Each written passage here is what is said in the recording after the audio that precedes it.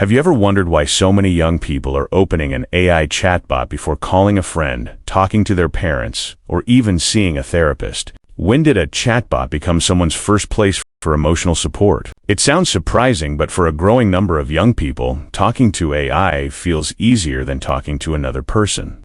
And the reasons have less to do with technology than you might think. AI chatbots are available anytime, day or night. They don't ask you to schedule an appointment. They don't put you on a waiting list, and they don't make you feel like you're interrupting someone's busy day. For someone feeling anxious at 2 a.m., overwhelmed after an argument, or simply too embarrassed to share their thoughts with another person, that kind of instant availability can make a huge difference. Many young people also describe AI as less intimidating. It doesn't interrupt, judge, or react with surprise. It patiently listens, responds immediately, and allows people to express thoughts they may struggle to say out loud. Sometimes taking the first step is the hardest part. Typing a message into a chatbot can feel much easier than speaking face-to-face with another human being. But this trend isn't happening only because AI has become more advanced. It's also happening because human support isn't always easy to access.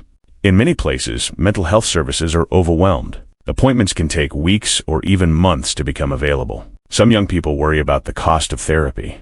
Others fear being judged by family members, friends, or classmates. Some simply don't know who to turn to. For many young people, the chatbot is not the ideal choice. It is the fastest available choice. Instead of waiting for help, they open an app that's always ready to respond.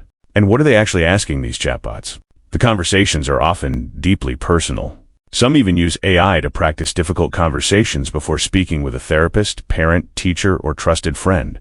In that way, AI isn't always replacing human conversations. Sometimes it's helping people prepare for them. Thanks for watching, friends. Hit that subscribe button for such simple but very informative videos.